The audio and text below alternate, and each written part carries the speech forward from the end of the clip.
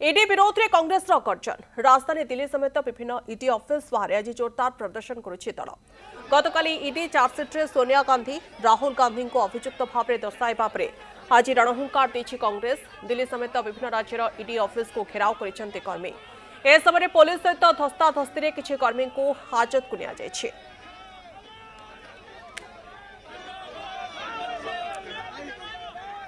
National Herald मामला chargesheet विरोध में ये प्रतिवाद आप देखिपुंट। ईडी ऑफिस को कांग्रेस कर्मी माने घेरी प्रतिवाद जोरदार करा नेशनल हेराल्ड मामला जो मामला को नहीं उठुची पड़ुची राजधानी दिल्ली चार्जसीट विरोध में ये प्रतिवाद करा ईडी विरोध में कांग्रेस रणहुंकार देछि गर्जन करुछि। राजधानी दिल्ली समेत विभिन्न ईडी ऑफिस बाहर जोरदार विक्षोभ करिछि प्रदर्शन करिछि दल। गतकाली ईडी चार्जसीट्रे सोनिया गांधी राहुल गांधी को अभियुक्त भाव में दर्शाइबा परे आज ये रणहुंकार देछि कांग्रेस। दिल्ली समेत विभिन्न राज्यर ईडी ऑफिस को घेराव करिसेंति कांग्रेस कर्मी। ए समय पुलिस सहित धस्ताधस्ती किछि कर्मी को हाजत को मध्य निया जायछि। आपण देखि पारुछंती ए होछि से धस्ताधस्तीर चित्र जेतेबेले कर्मी एवं पुलिस मुहामुही होइछंती। बिल्कुल हमारे लोग आक्रोशित हैं, जनता आक्रोशित है, कांग्रेस का कार्यकर्ता आक्रोशित है। एक 12 साल के फर्जी केस में आपको 365वें दिन याद आया चार्जशीट दायर करने के लिए। चार्जशीट में आपने मनी लॉन्ड्रिंग का केस लगाया है। उस केस में जहां पर एक पैसे का लेन देन नहीं हुआ, एक एसेट ट्रांसफर नहीं हुआ। उस केस में जहां पर यंग इंडियन एक नॉट फॉर प्रॉफिट कंपनी है जो कि सेक्शन 25 के अंतर्गत है, वो अपने किसी शेयर होल्डर को एक नए पैसे का मुनाफा, सैलरी, डिविडेंड कुछ नहीं दे सकता है।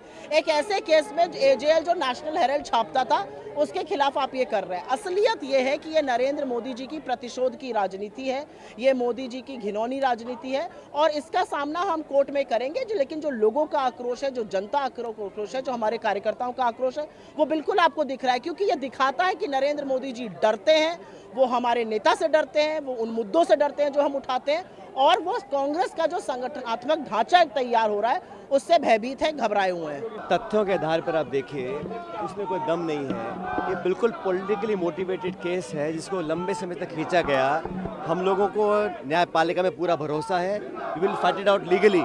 लेकिन आप समझिए जिस एंटिटी में कोई ट्रांजैक्शन नहीं है, कोई लेन देन नहीं हुआ, 1 रुपये का कोई इसमें अदला बदली नहीं हुई है और जानबूझ के पॉलिटिकली राहुल गांधी जी और सोनिया गांधी जी को टारगेट जो करने का काम किया है, ये पूर्णतः द्वेषपूर्ण भावना से कार्य किया गया है। लेकिन मैं जानता हूं कि देश के लोग समझ रहे हैं इस बात को कि अपने प्रतिद्वंदियों की आवाज़ दबाने के लिए अभी हम लोगों ने गुजरात में अधिवेशन किया था, पार्टी को जिंदा करने के लिए पूरी ताकत लगा रहे हैं, वो उनको नागवार गुजरा है। इसलिए केंद्र सरकार ने जानबूझ के बहुत ही विंडिक्टिव ये कदम उठाया है। इसको हम पॉलिटिकली टैकल करेंगे लेकिन लीगली भी टैकल करेंगे। मुझे पूरा विश्वास है हमारी न्यायपालिका के ऊपर। ये भारतीय जनता पार्टी के नरेंद्र मोदी जी से मेरा आग्रह है, आपके जितने सांसद हैं, आपके जितने विधायक हैं, आपके जितने मुख्यमंत्री हैं, जितने मंत्री हैं बीजेपी के पूरे देश के, एक बार उनकी संपत्ति की तो जांच करा दो, घोषित अघोषित। समझ में आ जाएगा कि देश की जो सबसे बड़ी संपत्ति करप्शन की है वो बीजेपी के नेताओं के खातों में होगी, उनके वेद अवैध उनके पास ही होगी। तो मैं फिर से प्रदेशवासियों से आग्रह करता हूँ, कांग्रेस जनों से आग्रह करता हूँ, इसका मुंह तोड़ जवाब दो। बिल्कुल डरने की आवश्यकता नहीं, लड़ने की आवश्यकता।